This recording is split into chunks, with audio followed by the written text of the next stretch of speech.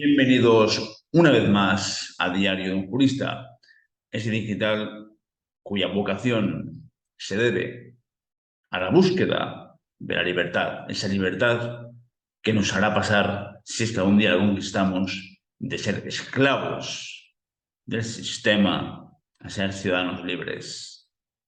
Ese digital que quiere conquistar, que pretende al menos conquistar la auténtica democracia, esa democracia en la que actualmente nos distamos infinito de subvertirse, esa democracia de la que distamos años luz. Bien, hoy quisiera reflexionar sobre algo dantesco, algo miserable, algo demoledor, algo que en esta España del siglo XXI, pequeñada con inmensas bibliotecas, ingentes cantidades de libros, debates, y supuestamente por la razón jamás debería haberse producido. Y se ha producido.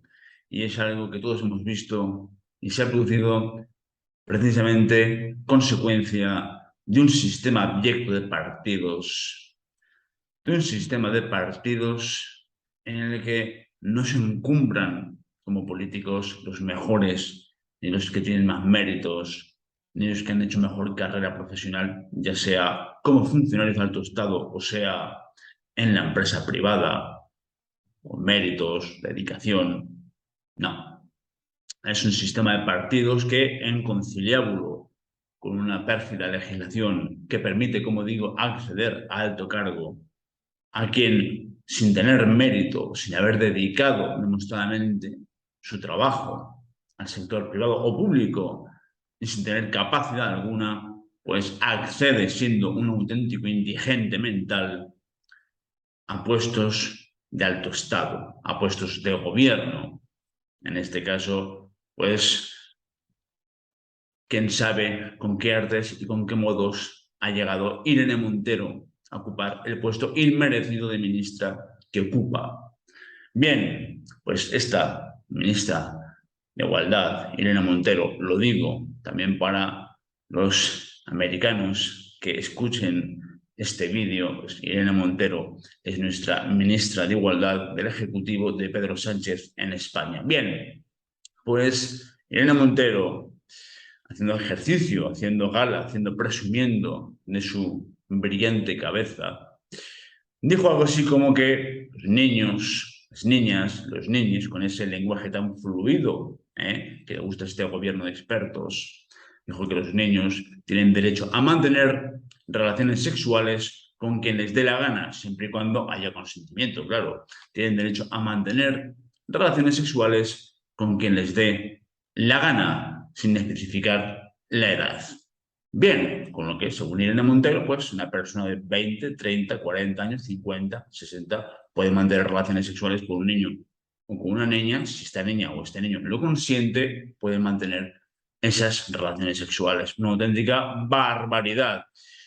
La cuestión estriba en que, bueno, los diputados y senadores pues tienen hasta cierto margen, pues, una libertad de expresión dentro de las cámaras. Bien, pero esto no forma parte de esa libertad de expresión. Una libertad de expresión no le permite al diputado extralimitarse y utilizar expresiones, incluso decir algo que sea cuasi delictivo. Y vamos a ver, aquí está la cuestión. Vamos a ver respecto a estas palabras de Irene Montero diciendo que los niños tienen derecho, siempre que haya consentimiento, a mantener relaciones con quien les dé la gana. Vamos a ver, fijaos, qué dice el Código Penal al respecto. Bien, fijaos, en el Código Penal, con las muchas reformas que ha tenido, una de estas reformas, precisamente la edad con la que se podía, digamos, en la que era ya delictivo mantener relaciones sexuales con un menor, se elevó de los 13 años a los 16. Es decir, cuando mantienes relaciones sexuales con un menor de 16 años, es un delito sí o sí.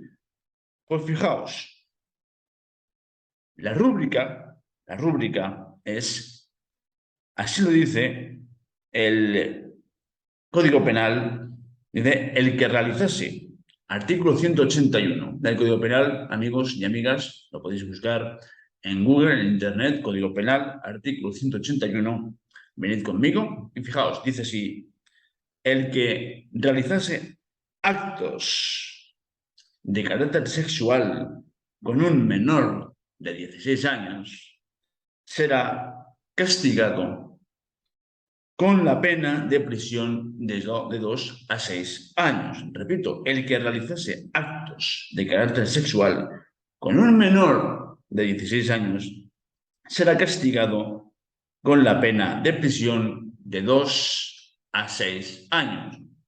Como veis, el Código Penal, en este precepto, artículo 181, no habla de que haya o no haya consentimiento, no habla de esto.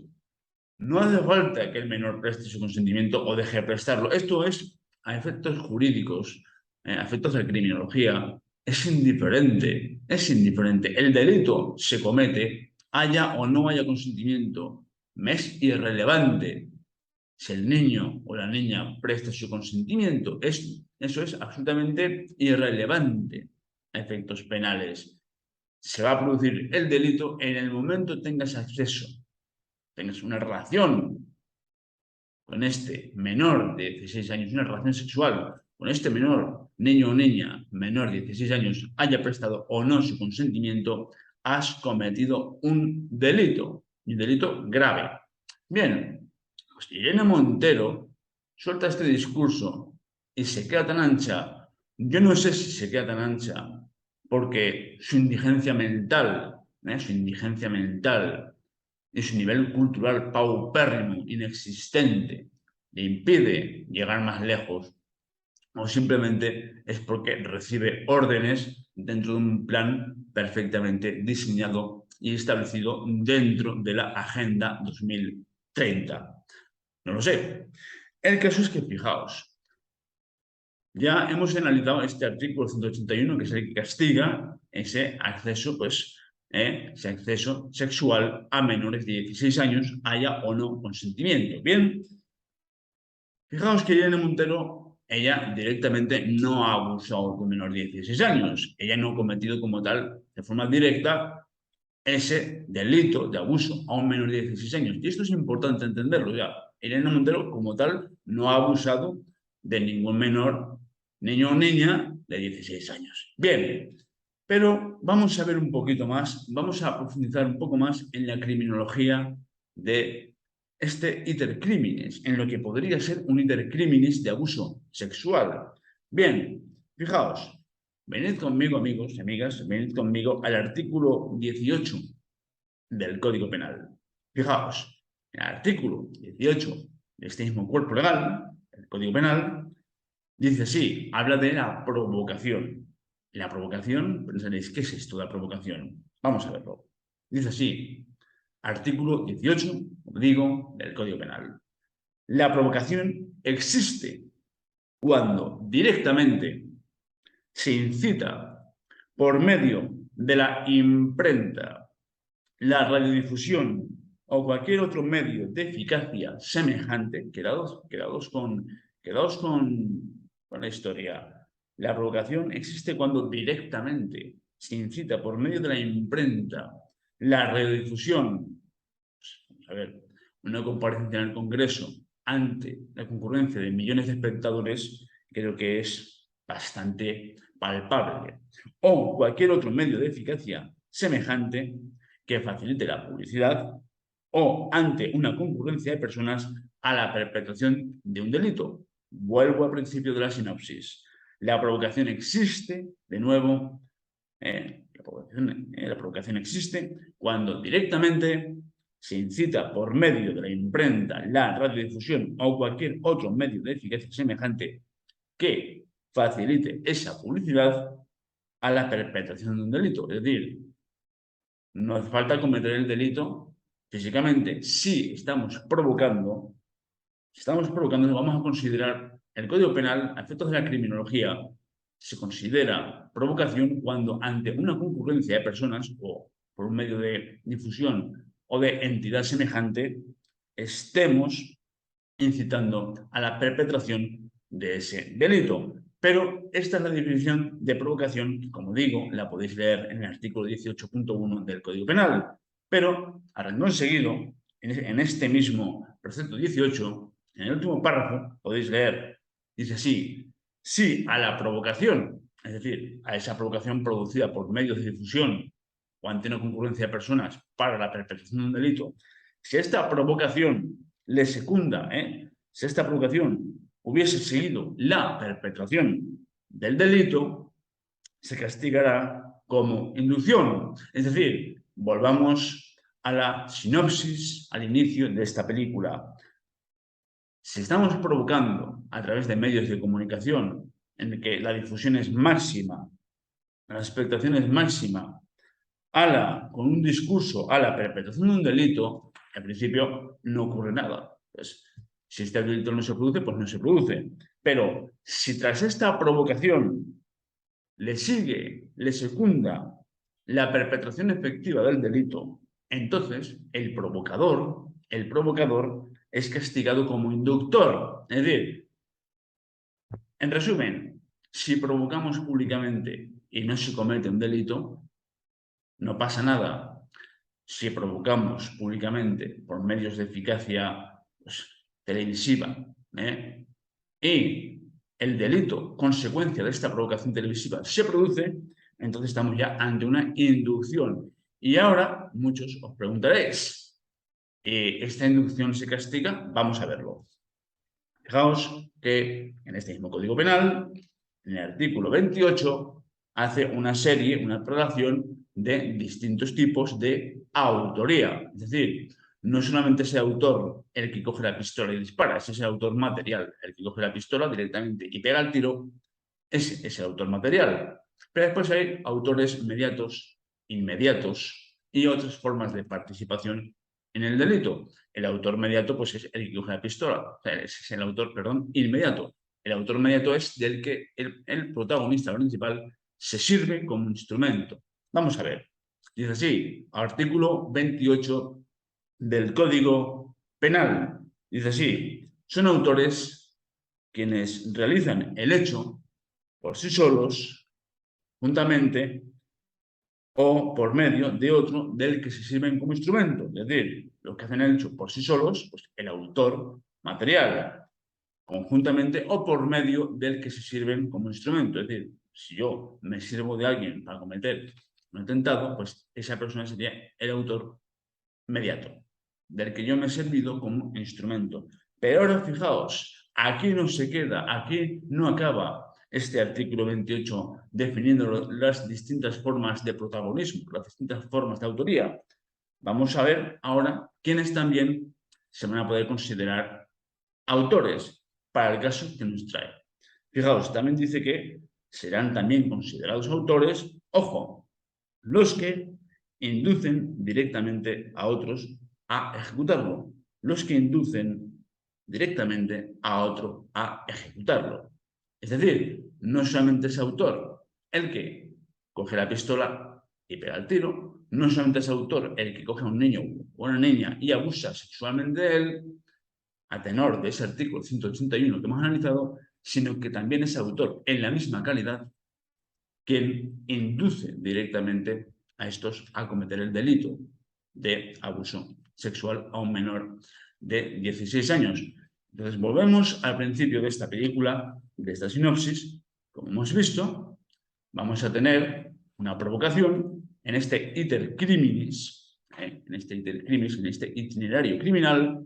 Empezaríamos con una potencial provocación ante los medios de comunicación que, si a esta sigue la perpetración del delito, podría convertir a quien provoca ante los medios de comunicación en autor, en incitador, en inductor, pudiendo ser penalmente castigado exactamente igual que quien comete el delito, quien que efectivamente perpetra el delito. Y ahora, volviendo al caso que nos ocupa de la ínclita Irene Montero, ¿ha cometido Irene Montero algún delito? Eso los jueces lo decidirán, eso los magistrados y los jueces. Si es que se acaba presentando una querella que sea admitida a trámite, pues los jueces Ellos decidirán, valorando las pruebas, decidirán. Bien, parece ser que ya algunas asociaciones, algunos movimientos, parece ser que ya están en curso algunas querellas por este motivo. Y hay querellas en curso, veremos si son admitidas o no al trámite, y una vez supuestamente y potencialmente sean admitidas al trámite, en qué términos se enjuiciarán o no se enjuiciarán. Eso depende de los jueces. Pero aquí voy a valorar que en abstracto, para cualquier ciudadano de la calle, este sería el itinerario criminal. Es decir, ante una concurrencia de personas en un medio televisivo o de eficacia semejante, cometer unas palabras, decir unas palabras que inciten a que se perpetre un delito, si esta provocación tiene como consecuencia que el delito efectivamente se cometa, estaríamos ya ante una transformación de esa provocación en inducción. Y esta inducción, como hemos visto, se acaba equiparando a la propia perpetración del delito, con lo que podría ser castigada exactamente con la misma pena, porque precisamente este artículo 28, como hemos visto, equipara al inductor con el autor inmediato y material. Bien, pues amigos, amigas, al final los jueces, si es que admiten a trámite estas querellas, decidirán si Irene Montero es responsable o no criminalmente de ese discurso que dio en una comparecencia en el Congreso. En cualquier caso, sea o no, eso es una decisión que los jueces tomarán. Los niños, niñas, son el futuro de España, son el futuro de las familias. Los hombres y mujeres en España deben proteger y necesitan que sus hijos y sus hijas sean protegidos, porque los niños son sagrados. Los niños son sagrados. Y cualquier persona, político o no, que haga un ataque frontal contra los niños y los ponga en peligro, es directamente un miserable y un indigente mental. Amigos, amigas, muchas gracias, como siempre, por seguirme. Somos una familia. Que tengáis una magnífica semana. Un abrazo muy fuerte. Bienvenidos a Diario de un Jurista.